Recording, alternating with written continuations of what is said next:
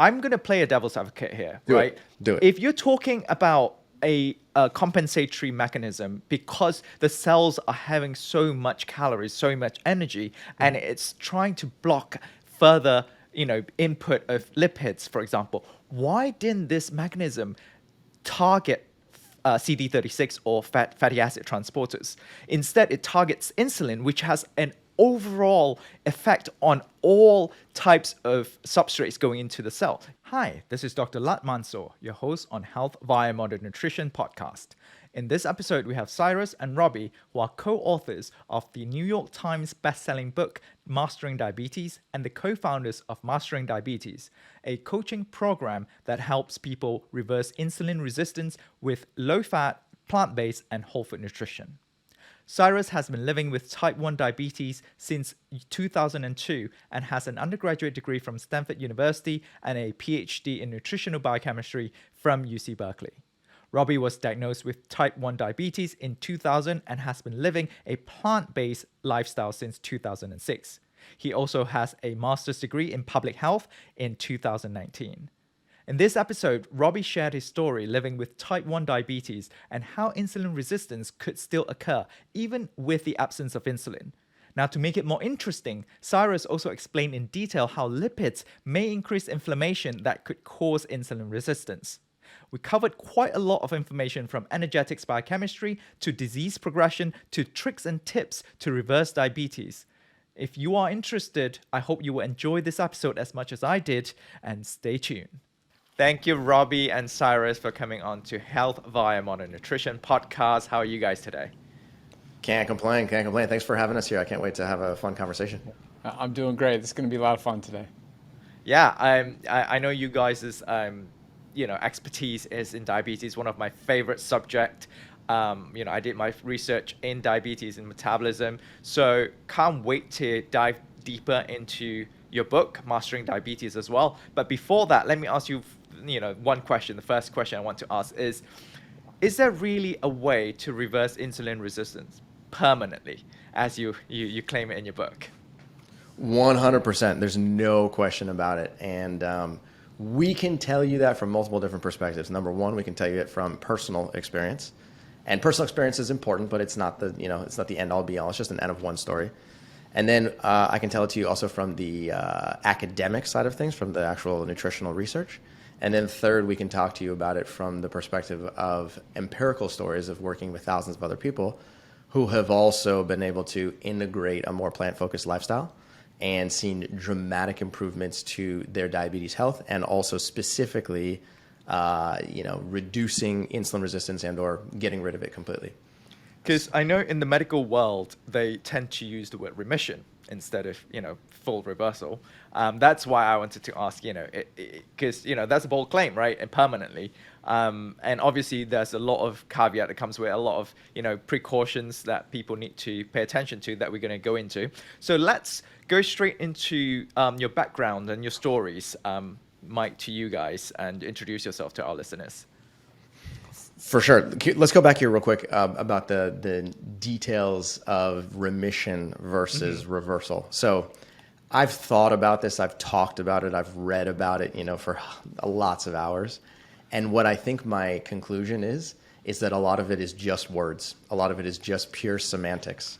What I might consider to be a reversal, you might use the word remission or vice versa, right? And it doesn't seem like there's a one-size-fits-all consensus within the medical world, especially even with the American Diabetes Association, as to what is considered a true reversal of prediabetes or type 2 diabetes. How much time is involved? What does your A1C have to be? Do you have to succeed on a euglycemic hyperinsulinemic clamp? Do you have to pass an oral glucose tolerance test? If so, how many times, over what period of time, et cetera, et cetera, et cetera. So therefore, let's talk about this in detail, because I think it definitely has to be delved in a lot of detail. But I think a lot of it just boils down to what words you choose to use. And, hopefully we can try and get rid of a lot of the confusion and help people get a lot of clarity in the subject. Absolutely. Okay. So, Rob, you want to tell your story first? Sure. So I was diagnosed with type 1 diabetes when I was 12 years old. I was just about to turn 13 at the time. So I was urinating all the time. I was thirsty all the time. I said, hey, Mom, I'm pretty sure I have diabetes just like Steve. So my older brother was diagnosed with type 1 9 years prior to me. She said, no, Robbie, don't be silly. You don't have diabetes. I was like, okay, fine. So I just kept on living life and dealing with it. And then a couple weeks later, my mom and dad had flown to Florida because we were going to move there. And I was living in Minnesota at the time. And she called to check in. She's like, hey, like, what's going on? How's it going? I'm like, well, couldn't sleep last night. I was cramping. She said, okay, go upstairs, use your brother's blood glucose meter and test yourself. And I did. And I was over 400 milligrams per deciliter. And I really, shouldn't be. I'm sure your audience knows this, but I shouldn't be above 140 as a healthy, non-diabetic individual. And so my brother said right then and there, you have type 1 diabetes, pack your bag, you're going to be in the hospital for a few nights. So we drove to the regular doctor first. They ran some tests. I don't even know what tests they did run. But then the doctor came in the room and he said, hey, yep, you have type 1 diabetes. And that was the first time I'd actually seen my older brother cry. He was just like, oh, I'm just sorry, you have to deal with this.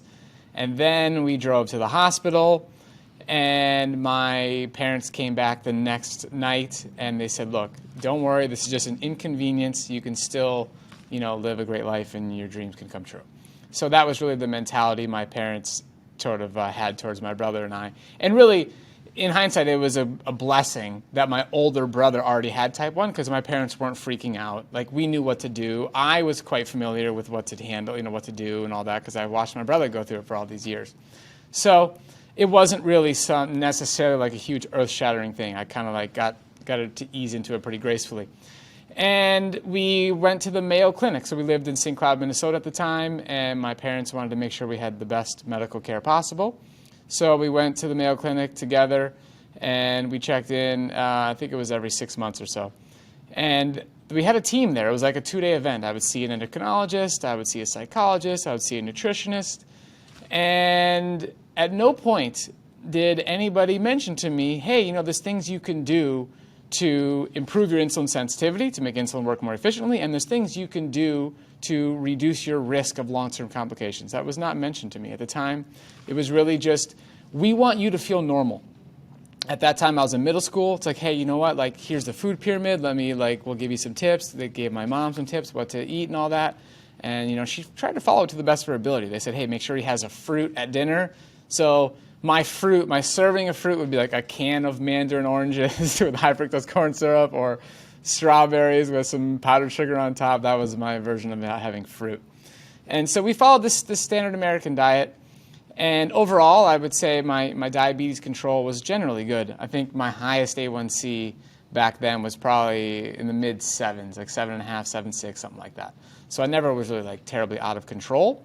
But I did develop some really standard American diet symptoms. So I was a competitive tennis player, and I developed plantar fasciitis, which was really frustrating. So it's a really painful condition in the arches of your feet, and I had to wear these big blue boots at night to do some passive stretching.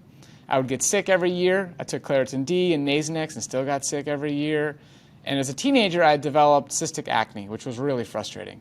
And at this time, I was living in Florida, and my mom would take me to the dermatologist, and they did everything. They gave me creams. They gave me certain pills to try. We did this laser treatments, did dermabrasion, all this stuff.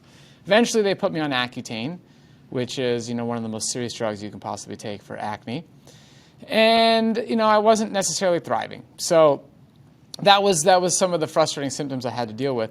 But really, what changed my life was a book that I am not going to recommend, okay?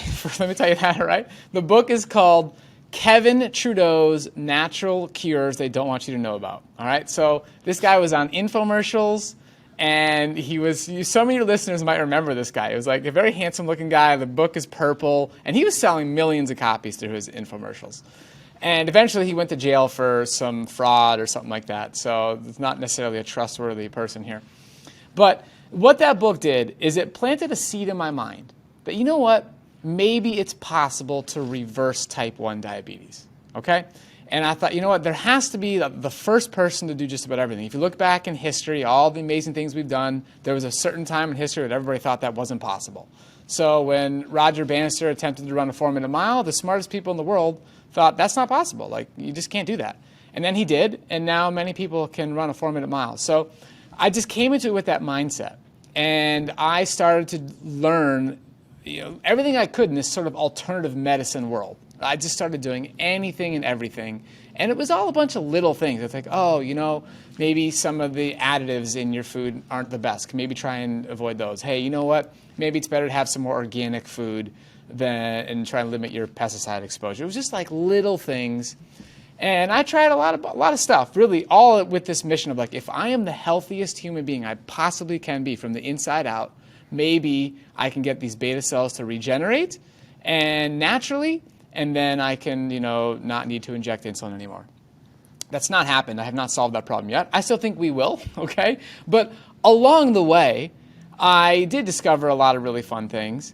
And for me, the biggest change was my improvement in insulin sensitivity. So as a person living with type 1 diabetes, I monitor the carbohydrates I'm consuming, so I know how much insulin to inject, and I have data on my CGM, or back then it was just a blood glucose meter. So we have these 3 pieces of data. And that's sort of an advantage we have because, most people listening, if you're not living with insulin-dependent diabetes, you can't measure your insulin use on a day-by-day basis or moment-by-moment basis, essentially. We haven't figured that out. The person who does invent that and has like a way to monitor insulin the same way we can with the CGMs, that's going to be a really, really powerful invention. But we don't have that yet. So, again, in this attempt to heal as much as I possibly could from the inside out, I did end up healing the plantar fasciitis. That went away, and I attribute that to just a reduction in inflammation. I'm a competitive athlete at this point. I'm, doing triathlons and all that. I don't have any pain in my feet. It's great. That whole thing went away. I do not take Nasonex or Claritin D or take allergy medication. All that went away. I don't have that problem anymore. My skin cleared up dramatically, so that was fantastic. But along the journey, I tried many different diets and ended up trying sort of like a Weston A. Price Foundation diet. And all the things I tried, I have like nothing negative to say about all of it. Like, it was all part of the journey, and everything made sense at the time, and I learned a little more. So like, I think I'm just grateful for all these teachers and all these people that were part of my journey that I could learn from. So the Weston A. Price Foundation, I was like, oh, hey, you know what? Maybe it's better to have raw milk instead of pasteurization. Like, back in the day, we didn't have pasteurization, and that was good. Hey, maybe you should be eating grass-fed beef instead of the beef from the factory farms. It was a lot of stuff like that, and I started doing a lot of that. I didn't see much of a big difference in my diabetes health when I did that. And then eventually I tried to do some crazy teas from a Chinese herbalist in California, and that didn't really do that much.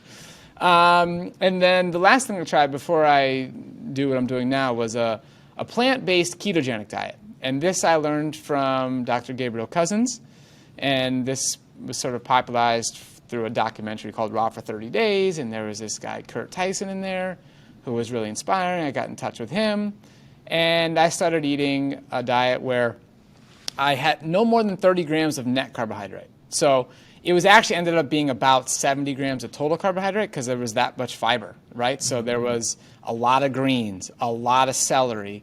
The calories were coming from foods like nut butters, plenty of cashews, oil was fine, so stuff like that. And so I did that program, and my insulin use came down, right? So, and if you can use software like Chronometer today, and you can figure out exactly how much glucose you're consuming, right? So you can suss out basically you can do math to figure out exactly how much glucose, all right? Mm-hmm. And so like the starch is pure glucose, all right? Then you take the sucrose, you split it in half, right? So you can get rid of fructose, you can get rid of fiber. So I needed about 10 units of total insulin for 10 grams of glucose. That's what I needed when I did a plant-based ketogenic diet. So that's a 1-to-1, 24-hour insulin sensitivity ratio when you look at total insulin use, total glucose consumed over that period of time. All right? So I did that, and the reason I decided to change is for me, I had low energy. I was losing weight. I just wasn't feeling my best. I was a college student at the University of Florida, in college at this time. And so, I'm like, you know what, let me see what else is out there. I went back to a naturopath. And to put it into perspective, Yeah. is like 10 unit per 10 gram of glucose. Is that high or is that low for our listeners to understand? As far as insulin sensitivity goes, based on what I've now experienced, that'd be pretty insulin resistant. That's low level of insulin sensitivity. Got it. So I go to this naturopath, and the naturopath's like, oh, you know what? Maybe what you need is you need to do some chelation therapy. I'm like, okay, well, I'll do anything at this point. I'm an open student. And before I committed to doing that, I heard a podcast, which is funny to say while doing a podcast. And this podcast changed my life. It was this guy, Doug Graham, and he was talking about how a fruit-based diet was, a really beneficial, healthy way to eat. And I love fruit. I had been avoiding fruit for a while now and was like, wow, like this sounds really interesting. And he did say, there was somewhere in that podcast where he mentioned how, well, if you're eating well and this fruit-based diet, you can actually cleanse some heavy metals just with your dietary protocol. It's like, wow, that's interesting. It'd be better than going and do this chelation therapy. So let me give it a shot. So I end up contacting him, getting in touch, and we do a coaching program. And I email him like every single day for 90 days straight. He emails me back every day for 90 days straight. And I learned how to do his fruit-based eating protocol. And I remember this is 2006, all right? So this is right around Christmas, 2006. And he puts me on this program where I start eating. In the beginning, it was just bananas. It was just eating bananas.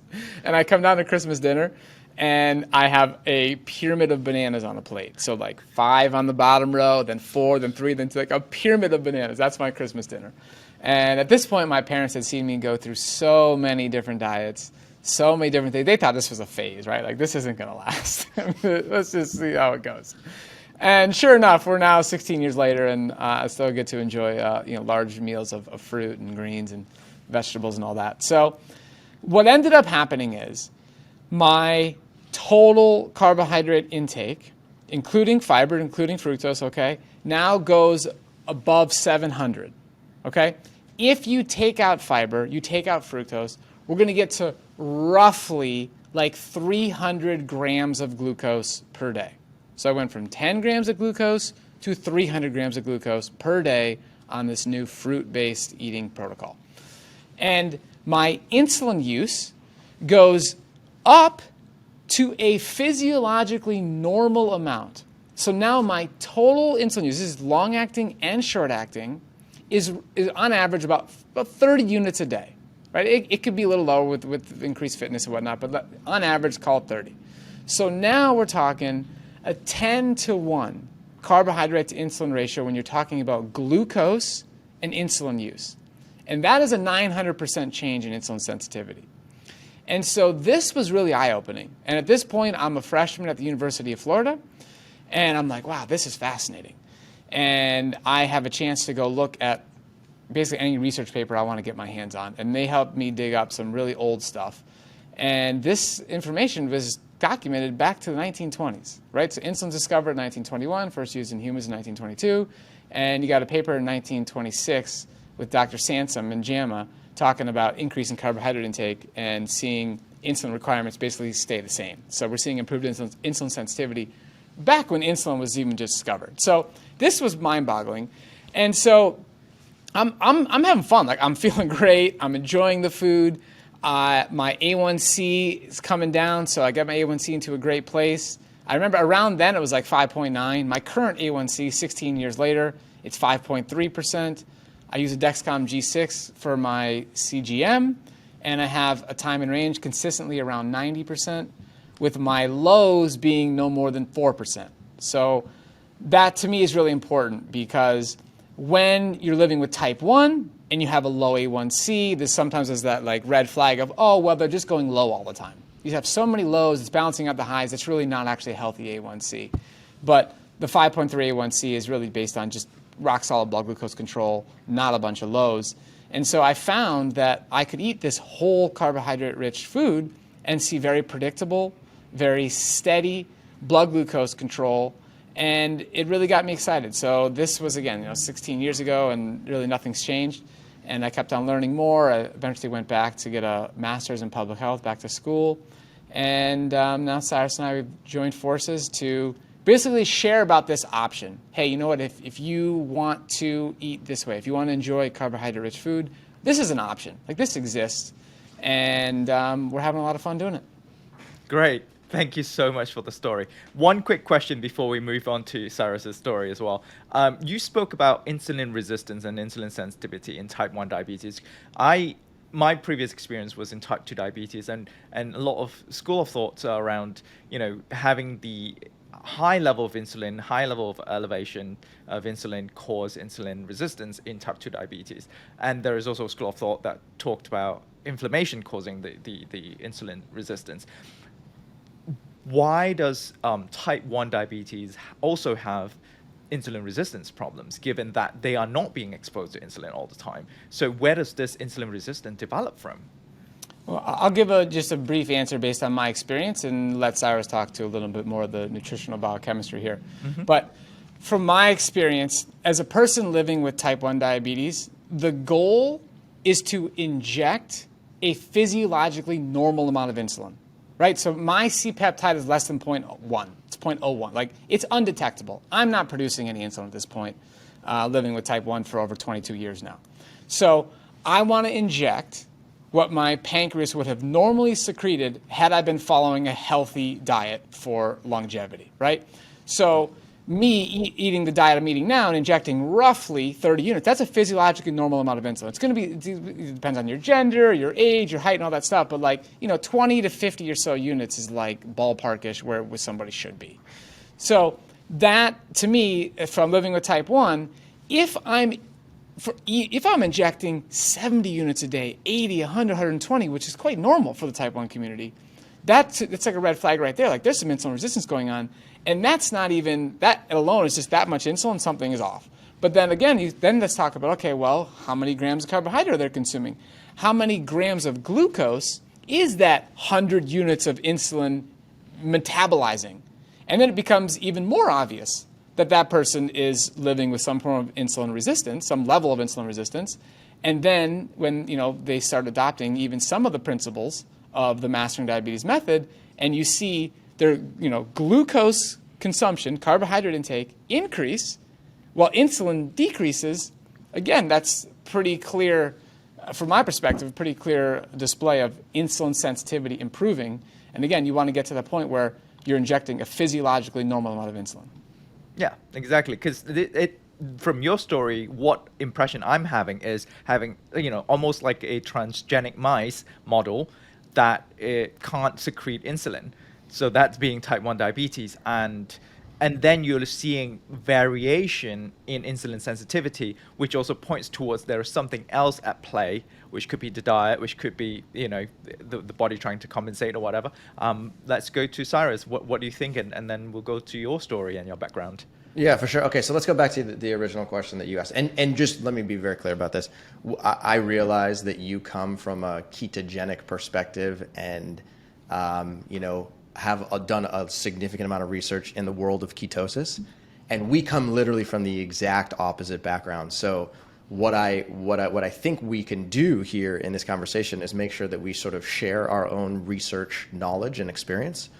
But also, I don't expect us to agree. Let's put it that way, right? But let me make one thing clear first, though. As sure. As a metabolism physiologist, first of all, H.V.M.N. itself is not a ketogenic company. We do sell exogenous ketone, and that, in a lot of ways, may not, a lot of ketogenic experts, like the old school, ketogenic diet researchers, do not agree with exogenous ketones.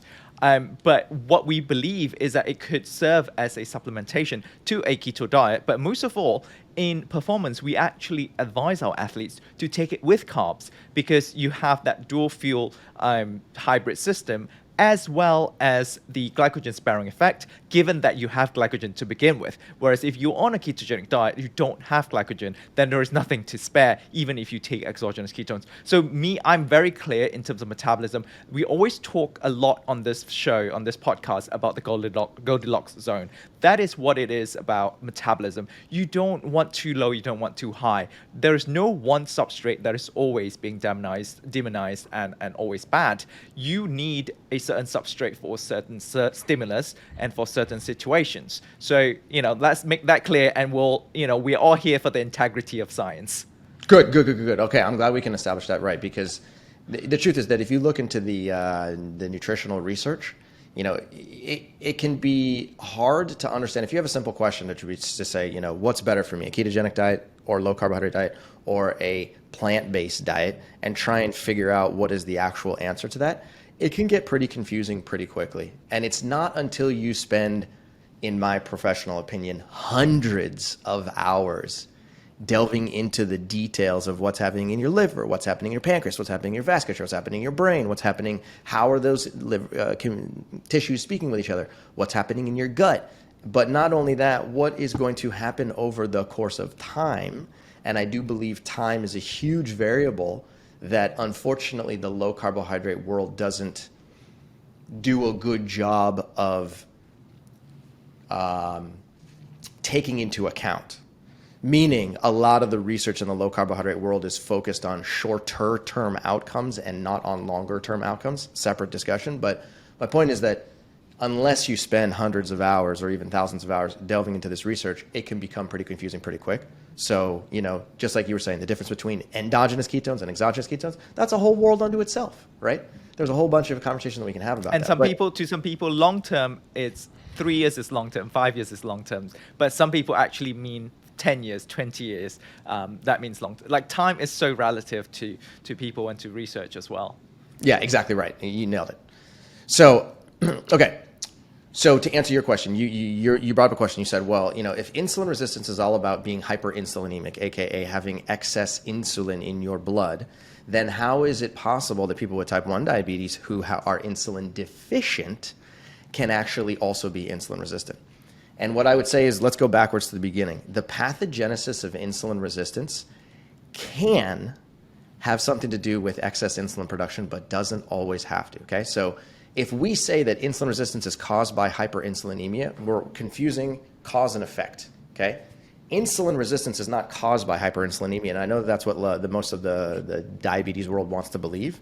Hyperinsulinemia is an effect, is a consequence of insulin resistance. So if we had a chicken and not a chicken and egg, if we had a domino, set of dominoes that we were constructing, the first domino would be what is causing insulin resistance, and then downstream from that, one of the effects would be elevated insulin production, or I should say elevated insulin concentrations in your blood, okay? So let's go back to the very, very, very beginning so that people have a really good understanding of what's happening, okay?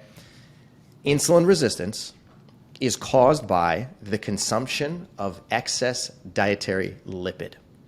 Most people believe, and most people, if you look at all the research, I know there's a lot of people who will probably just turn this podcast off right now and be like, that guy's a quack, he doesn't know what he's talking about, right? Because the majority of the diabetes world wants to say that diabetes is caused by the consumption of excess carbs and or sugar. So you always hear this, carb, sugar, carb, sugar, carb, sugar. It's all bad for you, right? And that's what sets the stage for insulin resistance down the road. And the story goes that when you consume excess carbohydrate and or consume refined sugar, that then causes your liver to become insulin resistant.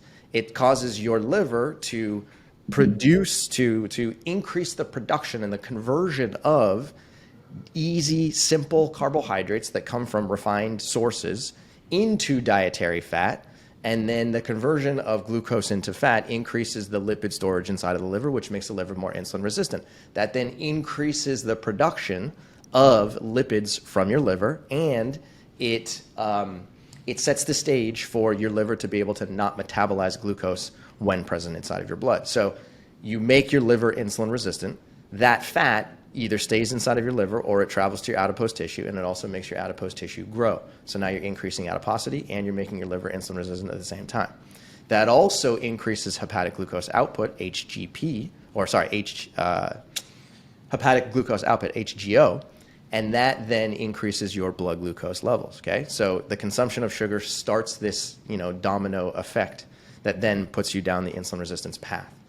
As a result of that, when you consume more glucose or more refined sugar, then your pancreas says, wait a minute, I have to secrete excess insulin in order to get these glucose molecules into your liver and into your muscle, because the liver's already been developing a state of insulin resistance. So if that's the case, now your pancreas starts to increase its production of insulin, and now you are hyperglycemic and hyperinsulinemic simultaneously. And so as a result of that, your insulin concentrations increase, and then people say, aha, boom, that's it right there. You're hyperinsulinemic and you're insulin resistant at the same time, so it must be the insulin that's causing the insulin resistance. And the increased amount of insulin then causes the insulin receptors in your liver and on your muscle to basically invaginate and become less productive or less effective. And as a result of that, the insulin receptors in both of those tissues, they fold inwards and they become more dysfunctional. And as a result of that, excess insulin production then starts a cascade of events, which makes it so that your liver and your muscle are no longer as responsive to glucose. So now as a result of that, you're in this very challenging situation where you're consuming excess carbohydrate / sugar. That's setting the stage for liver insulin resistance. That's setting the stage for excess insulin production, which then becomes a feed-forward cycle, and now you become more and more and more insulin resistant, more insulin production, more glucose, more insulin production, more glucose, and you end up spinning out of control. Okay, that's the sort of traditional world. Is that the world that you were referring to? Yes, that's the world that I'm referring to. And let me ask you this as well, like to your sort of scenario, right? The increase in dietary lipids, cause the increase in adiposity and increase in insulin resistance. Now, can that also happen with just simply an increase of calorie intake, regardless whether it's lipids or carbs? Most of the time, people are taking both lipids and carbs. They're increasing fat intake, they're increasing carbs intake. But let's face it, not many people are going to, get excessive calories from proteins. In fact, most people don't eat enough proteins. So would that be the cause, or is it specifically lipid intake that is causing this increase in adiposity and insulin resistance? I would like to take this opportunity to acknowledge our sponsors of this show, Ketone-IQ, the best exogenous ketone you can take to elevate your blood ketone levels. I personally take it every day before a podcast to wire my brain up, before and after my workout to really fuel my body. So give yourself a chance, take a shot, and you will feel the difference within minutes. So head over to hvmn.com and use the code HVMNPOD20, that is HVMNPOD20 for 20% off your purchase, and enjoy your Ketone-IQ and give your brain the perfect fuel. It's a phenomenal question. And the answer is, it's both, but it depends on to what degree the excess occurs. Okay? So let's just say that your calorie requirement, we've done an energy balance on you, and we found that your calorie requirement is about 2,200 calories per day. Okay? So you consume 2,200 calories per day, your body metabolizes 2,200 calories per day, and therefore you're in energy balance. So the amount of energy you take in is equal to the amount of energy that you expend, and therefore you're weight stable, right? Let's just say that you increased your calorie intake from 2,200 to 2,400 calories per day. So now you're consuming 200 excess calories per day. The question is that going to translate to weight gain, yes or no? And if so, how quickly is that going to happen? So you could write on a piece of paper, you could say, okay, cool. We've got 200 calories of excess energy that's coming into your metabolic machine on a daily basis. And if we multiply that times 20 days, 200 times 20 gives us approximately 4,000. 4,000 calories is the equivalent of 1 pound of fat, 1 pound of adipose tissue. And therefore, we might make an estimation that it'll take you about 20 days of eating 200 calories excess in order for you to gain approximately 1 pound. Okay? But if we actually played that out and we let it go, chances are you probably wouldn't gain that pound. And the reason for that is because your hypothalamus and your pituitary gland are playing a game where they can sense your calorie intake. So if you're a little bit excess on your calorie intake, you actually your thyroid gland might slightly increase its thyroid hormone output. And as a result of that, you might end up just increasing your energy output by just enough so that you re-attain energy balance. So that now you're taking on 2,400 calories and you're burning, let's say, 2,350, and you're effectively weight stable at that point, right? So there's a little bit of wiggle room that can happen in a positive direction or negative direction to, adjusting the amount of the thyroid hormone output, right? And the amount of There's a hormone upstream of thyroid hormone, which is called TSH, thyroid stimulating hormone. Okay? So your hypothalamus and your pituitary gland can basically adjust the signals that they send to your thyroid gland. And as a result of that, your energy balance can fluctuate by a couple hundred calories plus or minus, and everything stays just fine. Okay? However, if you go to a situation in which you're now deciding that you want to eat 600 excess calories per day, 800 excess calories per day, now you have a problem, because your pituitary gland and your hypothalamus will try and correct for that and maybe increase your energy output just a little bit, but they're not going to be able to increase it by 600 to 800 calories per day. And as a result of that, you're going to likely still have excess calories that you're taking on, and that's likely to translate to weight gain over the course of time. So it'll translate to weight gain, which will translate to excess adiposity. And excess adiposity itself is going to translate to increased insulin resistance, because the two of those are linked. And excess adiposity will certainly set the stage for an increased risk for diabetes, prediabetes, and type 2 diabetes in particular. Okay? Now, let's go backwards. We talked about the story of carbohydrates and sugar setting the stage for insulin resistance in the canonical view of things. But there's an alternate story, and the alternate story is actually a story that started back in 1920 with some researchers, way back in the day that were using sort of what we consider to be relatively primitive techniques. But they discovered something fascinating, which is that dietary fat actually sets the stage for insulin resistance more effectively and more repeatable than dietary carbohydrate. So what they did is they started out using rabbits as a test model. Then they evolved to mice, and then to rats, and then eventually to monkeys, and then eventually to humans, and discovered that the same conserved mechanisms are present in all of these mammalian species. And what they found was that when you consume dietary lipid, you can influence your glucose level and insulin level within one meal. Okay, you can negatively impact glycemia and insulinemia in the hours following a single meal. And if you repeat that pattern over and over and over again for breakfast today and lunch tomorrow and dinner the next day and multiple times per day, then you end up elevating your glucose level and your insulin concentrations, and that then sets the stage for worsened glycemia and higher insulin levels in circulation at all times. Okay? So if you fast forward from the 1920s and then you go to the 1950s, okay? So originally the researchers that were working on it back in the day were like J.P. Hemsworth and Inder Singh and Rabinowitch. Okay? These are all like absolute classic, researchers. Then in the 1950s, a lot of this information was replicated by a professor at Duke University named Robby. Why am I forgetting his name? Walter Kempner. Thank you, Walter Kempner. Then in 1979, James W. Anderson repeated this, and he did it in people without allowing them to lose any weight, and saw dramatic reductions in their insulin use. And then we fast forward now to the modern era. We have doctors like Dr. Neil Barnard. We have Dr. Jared Shulman from Yale University. And we have Dr. Rodin and Dr. Bowden and beyond, who all have demonstrated the exact same thing.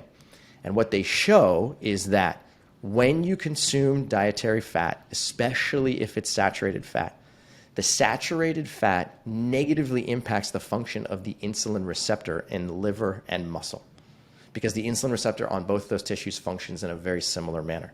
So what happens is that saturated fat can enter a cell through fatty acid transport proteins independent of exogenous signal. So in other words, fat can enter a liver muscle or a liver cell or a muscle cell without the use of insulin. Insulin will certainly help, don't get me wrong, but it can also enter in non-insulin dependent pathways. So as a result of that, saturated fat ends up making its way inside of the liver and inside of the muscle. And there's a lipid droplet, a section of the cell where these lipids can accumulate, they form a micellar structure, and everything's fine. There's really no problems. That becomes a fuel depot. That fuel depot can then be used to send to the mitochondrial network to generate ATP. There's really no problems.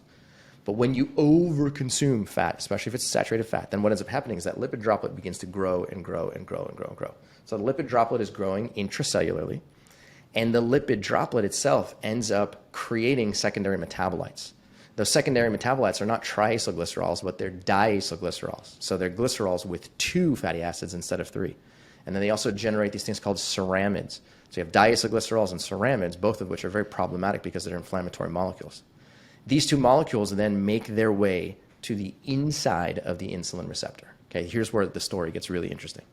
The insulin receptor crosses the membrane. Okay, the insulin receptor has an intracellular component and an extracellular component. What happens is that these ceramides and diacylglycerol, they come and they perform a post-translational modification to the inside of the insulin receptor, intracellularly, and they attach on to a specific domain. And as a result of that, what ends up happening is that the downstream signaling cascade that would normally be initiated when insulin docks, now that downstream signaling cascade is no longer that functional. So under normal circumstances, insulin would come and dock on its receptor, and that would send a message to the intracellular domains to then do their thing and initiate a whole cascade of different insulin signaling events. And those are all synthetic mechanisms that generate, that stimulate glycogen production, protein synthesis, fatty acid synthesis, RNA synthesis, DNA synthesis, any kind of synthetic mechanism. But what ends up happening in this situation is that insulin docks on its receptor, and the post-translational modifications happen on the inside of the intracellular environment now makes it so that these things called the IRS molecules can't dock. You have IRS1 and IRS2, and they can't dock on the intracellular domain. And those are the critical rate-limiting proteins that are required in order to translate the signal intracellularly to get all those other synthetic processes to begin. And so as a result of that, insulin docks at the outside in the extracellular environment, but the signal doesn't get relayed inside nearly as effectively. So that causes insulin resistance. Exactly. So effectively what a cell does, the reason that mechanism occurs, if you go back evolutionary and try and figure out, well, why the heck would excess lipid actually impair? I was about to ask that, because most of the time when a mechanism occurs, our bodies, most often than not, are not doing those reactions, are not making those pathways on those reactions to harm us. Correct. Our first and foremost instinct is to survive. So most often than not, these mechanisms are a compensatory mechanism or a salvation sort of mechanism. So tell us. Yeah. In other words, why the heck would you design the liver and the muscle to impair the function of an insulin receptor when there's excess lipid? What is the point? Right? And you're absolutely right. The reason that this would happen is actually, it's very simple. It's not that obvious from the get-go, but it is a self-defense mechanism. And what a cell is responding to, one of the things that a cell can respond to is excess energy, okay? Excess calories that come in from any source. And the calories are going to either come in from fatty acids, amino acids, or glucose. Those are the only 3 calorie sources. Technically speaking, ethanol too, but we're going to exclude that. So what happens in this scenario is that there's excess fatty acids, which effectively means there's an excess fuel depot. There's excess storage of calories inside of that cell. And that cell basically says, hold on a second. I don't have space for this. I don't have room for this. This is beyond my physiological design. I was never meant to make this lipid droplet so large. I was never meant to generate so much diacylglycerol. I was never meant to generate so many ceramides. These are all downstream effects of this lipid droplet. How do I get this lipid droplet to get smaller? Or how do I get this thing to stop growing? And one of the most effective things that any cell in your body can do if it wants to limit the amount of new calories or new energy that comes into the cell is block insulin. Because insulin is your number one most powerful, it's the primary anabolic hormone in your body. Okay? Insulin stimulates more fuel uptake and growth processes than any other hormone in circulation. Period, end of story. More than growth hormone, more than testosterone, more than estrogen, you name it. Nothing is as powerful as insulin. So if a cell is basically saying, hey, there's too much energy coming in, how do I slow this energy input? I know, let me just find a way to not respond to insulin. And that's the way, because these ceramides basically go and they cause this post-translational modification. They impair the ability of the insulin receptor to do its job. And now the cell is basically in what I refer to as an insulin rejection regime or an insulin resistance regime, where it says, you know what? I'm not going to pay attention to you, insulin, because you're going to put more stuff inside of me, and I don't want any more stuff. Get this stuff away from me, right? So as a result of that, the cell goes into a self-protective mode. It basically doesn't communicate with insulin as well. So now insulin begins to accumulate inside of your blood, because insulin is having a difficult time docking onto those receptors. And some of the insulin does dock onto the receptor, but then it undocks from the receptor because the receptor didn't translate the signal intracellularly, and now insulin is basically free-floating in your blood in excess concentrations. So as a result of that, insulin can't do its job.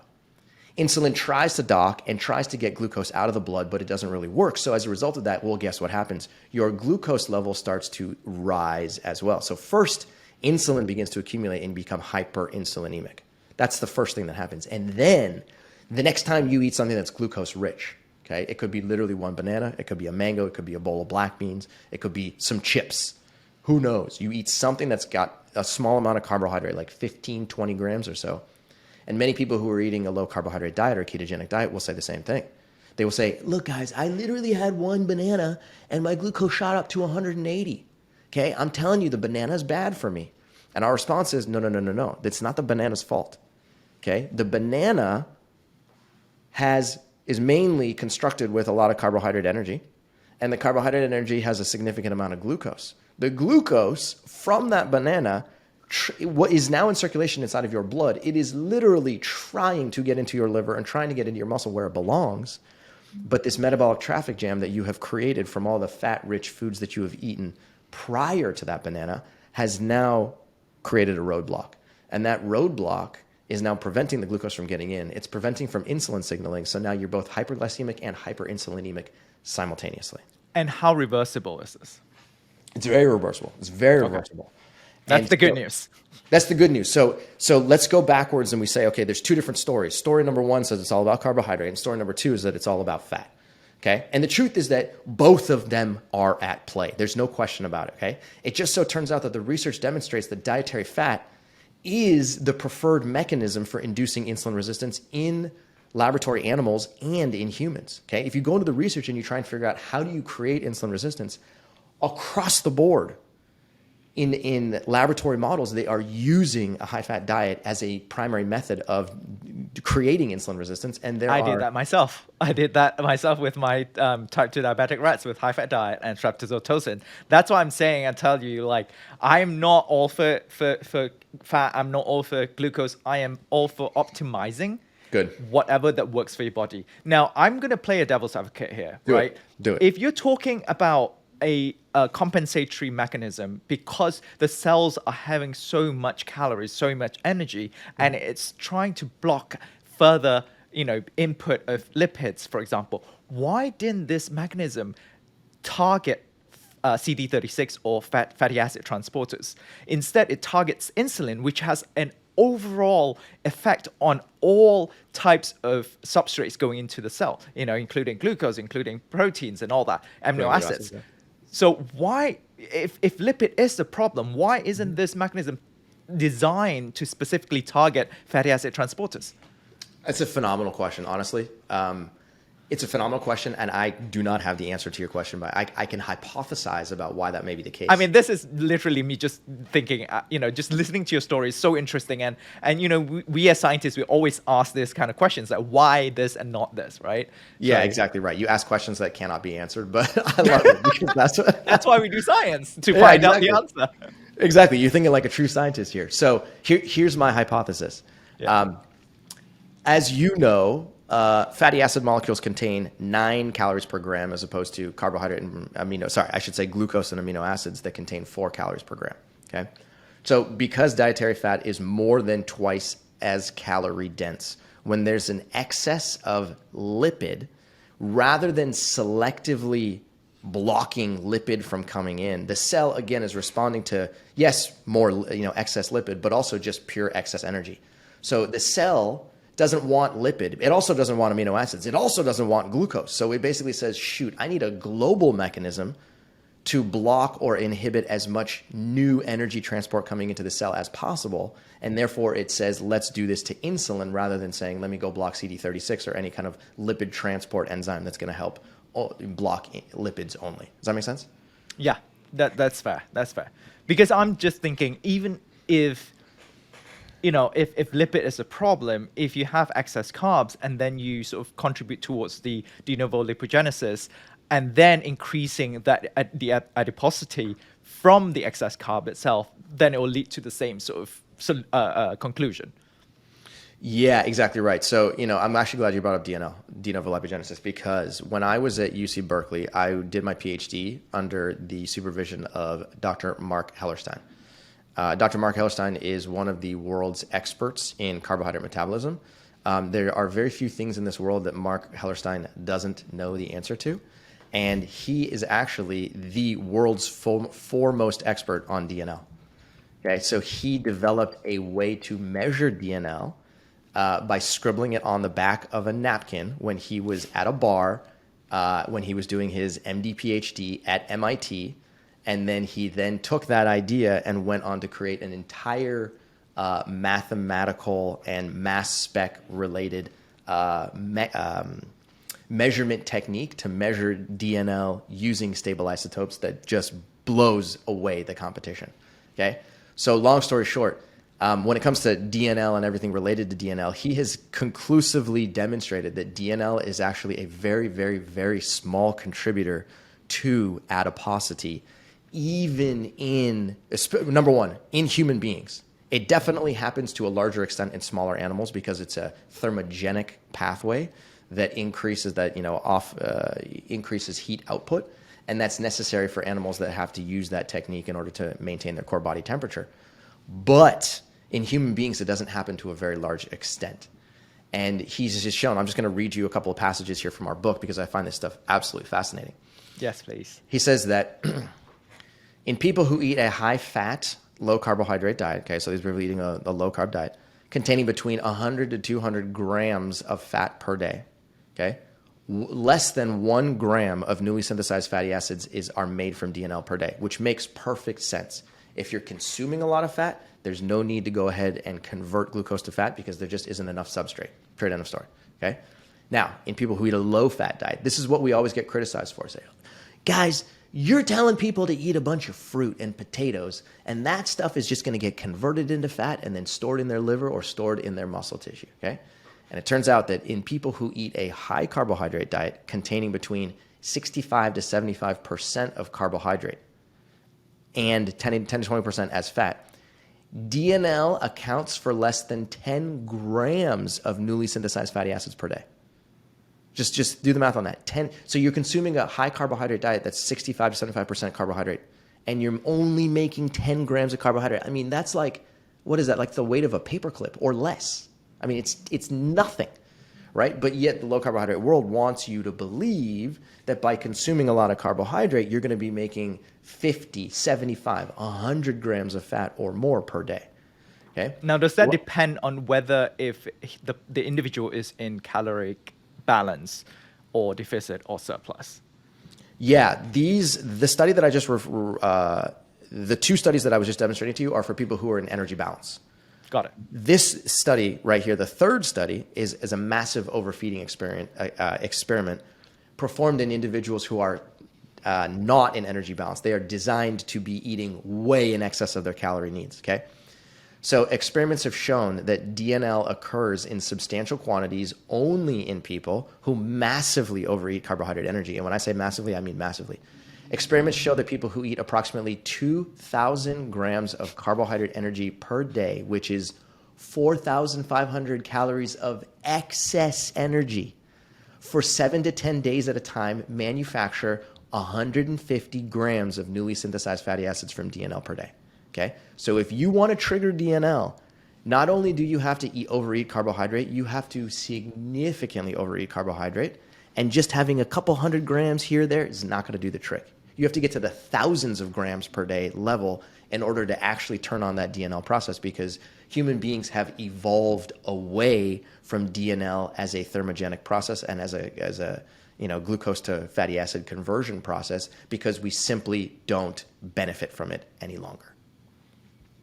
So that's super interesting. No, that is super interesting. I mean, yeah, showing that. Would you agree then, more personalized approach when it comes to dietary intakes and substrate metabolism, that, maybe some people would benefit more from restricting carbs and some people would benefit more from restricting lipids? What I'm taking from this is the increase in calories in both at the same time, both lipids and carbs at the same time, is not beneficial to anyone. But if you sort of restrict one and then have the other, no matter how much, unless if it's 2,000 grams worth of sugar or 4,000 worth of calories, then it's probably going to, balance out as your energy expenditure anyway. Okay. So attaining calorie balance is definitely important in the long term because it's the way that you can sort of guarantee that you're not going to be gaining excess weight. Okay. If you already do have excess weight, you want to actually induce a negative calorie balance because that's the only way that you're actually going to lose weight today and over the course of time. Okay. That's right. That being said, your question is true or false? It's not a one-size-fits-all approach, right? Some people would benefit from a lower fat intake. Some people would benefit from a lower carbohydrate intake. But practically no one is going to benefit from having both a high carbohydrate and high fat intake simultaneously. So I would definitely agree with that latter part, which is that medium to high carbohydrate intake and medium to high fat intake is a recipe for disaster. And my understanding is the reason for that is because carbohydrate metabolism and lipid metabolism are like Superman and kryptonite. They are enemies of one another. Yep. All of the machinery, all the enzymatic machinery inside of your adipose tissue and inside of your liver and inside of the mitochondrial network that is involved in lipid metabolism is literally directly opposed to all of the machinery, the enzymatic machinery that's required for carbohydrate metabolism. So when you upregulate your lipid enzymes, you downregulate your carbohydrate enzymes. Vice versa. When you upregulate your carbohydrate enzymes, you downregulate your lipid enzymes. And so as a result of that, the two of them are effectively, they're yin and yang. You turn one on, you turn the other off. You turn one up, you turn the other one down. Period, end of story. And that's just how you were designed. So if you're trying to consume a diet that contains a significant amount of carbohydrate energy and a significant amount of fat, then cells literally are like, hey, I can't turn on both pathways simultaneously because when I turn one on, it inhibits the action of the other and vice versa. And that's when you end up with a whole collection of metabolic dysfunction that can then increase your chronic disease risk. Right? Yeah, exactly. And Cyrus just explained Randall cycle that was published in 1963, and I talked about this in episode 204 with Dr. Rob Cyrus, and he even brought in the role of glucagon, the role of insulin and glucagon in Randall cycle as well, which adds another level of complexity to it. And guys, for you listeners, what we just discussed in the past half an hour or so is this very new emerging area of research. I've just sort of caught up with my PhD supervisor a few months ago, and she was telling me that the hot topic these days in science, in metabolism, is metabolites as signaling molecule. We need to look at substrates like fats and amino acids and glucose, not just as energy or as substrates anymore. We are looking at their roles in signaling, like you said, post-translational, post-transcriptional modifications to transporters, to receptors, to enzymes, to hormones. And this is such a revelation as to why our body works the way we do. Yeah, so there's one enzyme in particular that I think is literally, or there's one, I should say, metabolite in particular, that is, in my opinion, the all-star of them all when it comes to this particular concept that you're talking about, which is a metabolite who is a result of an energy generation process that serves as a signaling molecule to shut down another signaling process. Yeah. Do you have any? Can you guess what it is? Do you have any idea? I mean, I know acetyl-CoA does that. Citrate does that. Citrate, yeah. You're on the right path. You're on the right path. I'm thinking of the citrate to, oh God, this is like biochemistry back in undergrad, into the carnitine transporters. Mm-hmm. All right, tell us now. Okay, malonyl-CoA. Do you remember this one? Yes. Malonyl-CoA. Yeah, exactly. And that's exactly what I thought about, because acetyl-CoA into citrate into malonyl-CoA, and then you block the intake of fat because this is the substrate that is being produced via glycolysis into pyruvate into that area, and then that is the Randall cycle that happens right there. Exactly right. And it's like the function of malonyl.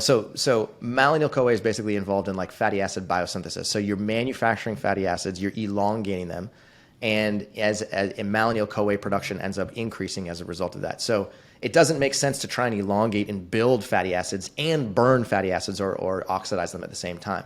So what ends up happening is that in the elongation process and in the synthetic process, malonyl-CoA is basically activated, and malonyl-CoA goes to the mitochondrial network, and it blocks beta oxidation of fatty acids. And it says, hey, all of you who are trying to burn fatty acids right now, stop.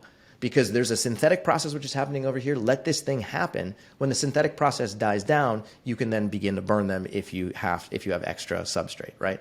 So it's a perfect example of a signaling molecule that is not used for an energy generation process. It's literally just a messenger that goes from one part of the cell to another part of the cell to relay a message, in the same way that the ceramins and the diacylglycerols are signaling molecules that went up to the inside of the insulin receptor that blocked the action of IRS1 that said, hey, I'm going to shut you down right now because we have a huge system-wide defect.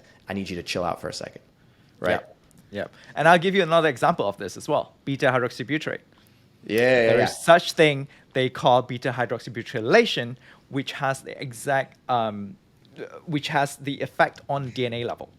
So we're talking about H.V.M.N inhibitor similar function, and Buck Institute is researching a lot on this using, I believe, LBHB as a signaling molecule. So there's RBHB, which is used mainly for energy, and then what most researchers believe is that LBHB is being used for signaling. So that plays into role into the longevity, into energy balance, and all of that.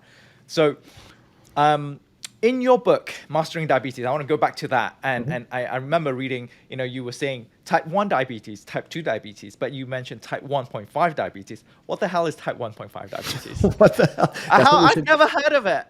And I've researched diabetes. When I looked at it, I'm like, I've never heard of this. This is very interesting. You've heard of LADA, right? LADA? Latent autoimmune diabetes in adults, maybe? Okay, yeah. They're equivalent. Okay. Okay. I didn't know they were called 1.5. Maybe those days, in my day, they would call that. Yeah, it's kind of an interchangeable term. Again, it's going back to what we were talking about earlier. It's semantics. Some people call it 1.5, right. Some people call it LADA.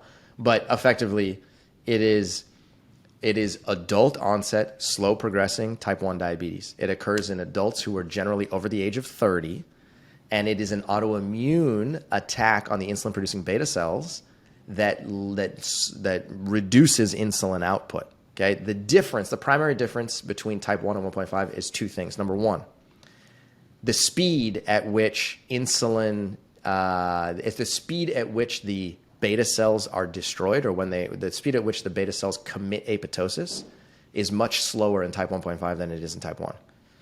And number two, the magnitude of the assault is lower.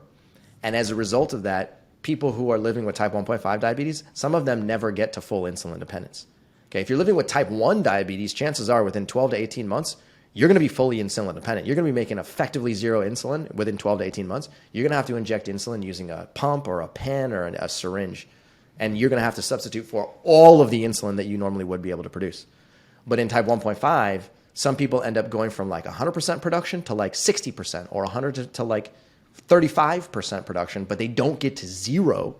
And as a result of that, they still have some endogenous insulin production. It's just a slower, kind of weaker autoimmune process that happens in adults over the age of 30.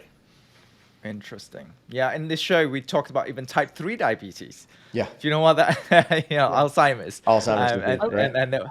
And I just want to mention what we have, for your listeners, we have experienced a large number of people being misdiagnosed as living with type 2 diabetes when really you can objectively and factually diagnose someone actually type 1.5. And the diagnosis matters because when you do understand that, antibodies are present, then the care changes, right? The evidence-based care would be you have to use an appropriate amount of insulin. And a lot of people, they're scared of that because they think, oh, wow, I got diagnosed with type 2 and I did my research and I should be able to reverse this. And a lot of people just go down this path and it's unfortunate. And the biggest red flag is somebody who is underweight being diagnosed with type 2 diabetes. That's the immediate trigger. Let's run the C-peptide test. Let's run a full panel of antibody tests and let's try and get the right diagnosis here. So it's just something we see over and over again in our program, and I feel like, a PSA here to tell your audience. And in Asia, it's actually very common to see underweight type 2 diabetics. Again, I don't know whether they're actually type 1.5 diabetes, but I think it's worth definitely, Absolutely. going back Every in single there. one of those people should get tested just to see, Yeah. right? And just Yeah. figure it out. Yeah, because most people, they're like, oh, it's just the Asian gene, they can't gain weight or whatever. The But, Asian gene. yeah, I'm like, yeah, I wish I have the Asian gene. Like, the reason I ended up researching cardiovascular disease and diabetes is because my mom's side has very high prevalence of obesity and diabetes. And my dad passed away from stroke and he had a heart attack before. So that side has high cardiovascular disease prevalence as well. So I ended up studying both of them. Oh, wow. That's interesting. So you probably know better than a lot of people that there's a huge crossover between the development of insulin resistance / diabetes as well as cardiovascular disease as well, right? Yeah. That's something that you talk about a lot? Yeah, absolutely. I mean, that was my whole thesis, is basically looking at why is there an increased risks of cardiovascular disease in the diabetic population, but also after myocardial infarction, the diabetic population also has higher risk of heart failure and arrhythmia. So like looking at metabolism and why the metabolic inflexibility is affecting the heart's function and the energy deficiency caused by myocardial infarction being exacerbated by the metabolic inflexibility is what I looked at. So I use hypoxia as a subset of ischemia. So because hypoxic response is so quick that we can just measure it right away rather than waiting for ischemic reperfusion. Because ischemia, or the blockage of blood vessels or the lack of blood flow into the heart, it's so multifaceted, right? You have the lack of substrates going in, you have the lack of oxygen going in, you have the lack of waste coming out, you have the accumulation of oxidative damage while all of that is happening. So we chose hypoxia as a very succinct sort of insult to the heart, cardiomyocytes, sorry. And then I looked at reoxygenation and then looking at heart function as well. Got it. Where can I read your thesis? I want to read this for no question. I've turned my thesis into 3 papers now. You can cool. just search my name. So first author, I think the first paper is the model of type 2 diabetic rats. So that's just about the modeling and the dose response. The second paper, I believe it's a chronic hypoxia. So I put the diabetic rats in hypoxic chamber and then looking at the effect of chronic hypoxia on metabolism, specifically fatty acid oxidation and glycolysis. And I looked at the difference between the PPAR alpha and HIF response. So PPAR alpha is, very responsible for fatty acid oxidation, and HIF usually upregulates glycolysis. But as you said, if you upregulate fatty acid too much, you will downregulate glycolysis. But in these rats, even with HIF activation, it doesn't go up. Like the glycolysis doesn't go up because of the high fatty acid oxidation. And then I believe the third paper is using a fatty acid transporter inhibitor to try and reverse that. And we did see a increase in glycolysis in the diabetic heart. However, the drug is not reversible, so that's not ideal. It's just a proof of concept. Got it. Okay. So yeah, I feel like I got to read this in like full detail to fully wrap my head around it. But you're speaking my language, which is what I like about it. Yeah. Well, I want to respect your time as well because we've gone over an hour. This is a super interesting conversation. I can go on for like 2 hours, honestly. So to wrap us all out, we spoke a lot about the difference between fats and carbs in the role of nutrition and dietary intake versus energy expenditure. And we talked a lot about the don'ts, like don't consume both carbs and fat at very high degree. Ideally you want to find out what substrate works best for you and make sure you are not in extreme excess of calories on top of that. So we talked about the don'ts. Let's talk about the do's. To wrap this all up in your Mastering Diabetes book, let's talk about what should people actually do, in terms of exercise or intermittent fasting or keto diet. What do you actually recommend? This is my favorite thing to talk about, okay? Let's talk about the positive. We've been very morbid in talking about how the disease progression like, happens. Let's talk about the happy things as we go close to the new year. We're recording on December 28th here. So as we go into the new year, let's talk about the positives. Yeah. So in the book, we describe a very simple traffic light system for deciding which foods to put in your body and how much. All right. So there's a green light, a yellow light, and a red light category. The green light category is the primary characterization here is you get to eat these foods when you're hungry until you're satisfied. You don't really need to think about how much you're consuming because they're all whole foods with a lot of water and a lot of fiber, which is the key distinction. We could do a whole other show on the distinction between the research that's talking about refined carbohydrates and the problems that those cause versus whole, intact, whole carbohydrates. Completely different story. So fruits, that's the first food listed in that category. That's going to be things like mangoes and peaches and papayas and bananas and pears.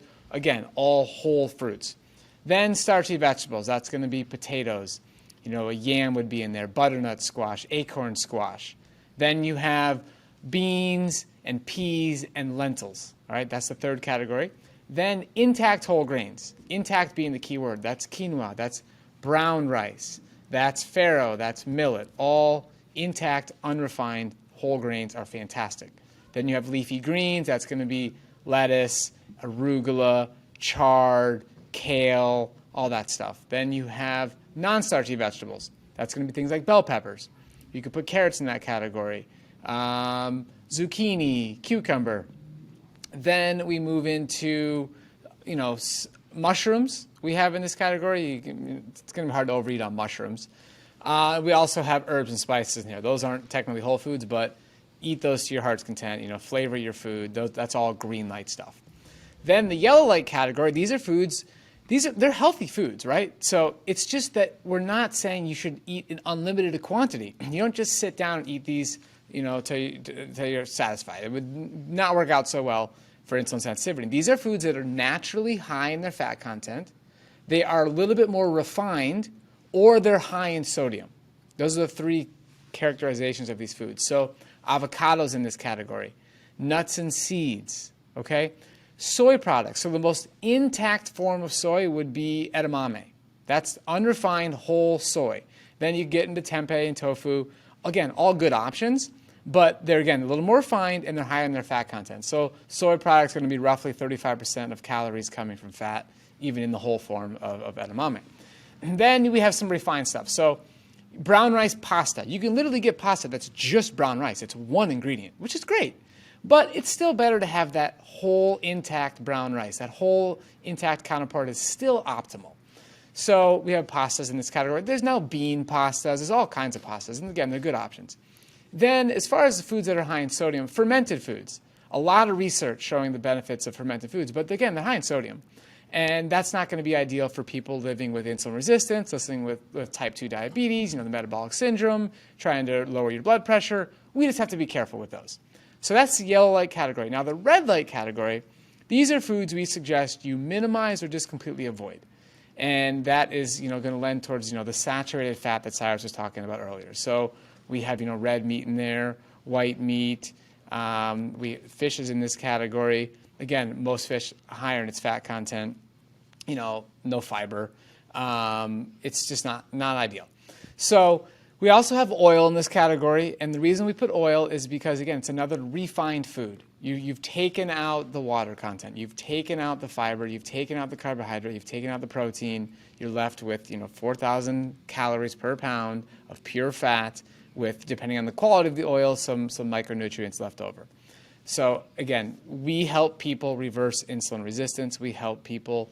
We have so many stories of people getting off their meds of type 2 diabetes, reversing prediabetes, type 1s, changing their lives. So we are really focused on that specific goal. Oil is not going to help you become more insulin sensitive. It's just not. All right? So that's for the oil category. Then we did the basics, right? So there's all kinds of processed plant-based foods that have come out. We're not recommending those, okay? Whether it's a plant-based burger that's been processed or whether it's a Twinkie, like this common sense stuff, like that's all in the red light category. So none of this processed food. And that's the simple system. As far as how much fat one should be recommending people consume to optimize their insulin sensitivity, we're suggesting you don't go above 30 grams of total fat per day, or a maximum of 15% of your calories coming from fat. And that's, your all the food. Because one thing people forget is that bananas contain fat, and not just fat, essential fatty acids. So does lettuce, so do beans. Like all whole foods contain fat and essential fatty acids in small quantities. So when you add this up over the course of a day, eating a large amount of your calories from whole carbohydrate-rich foods, you end up getting a pretty significant amount of dietary fat.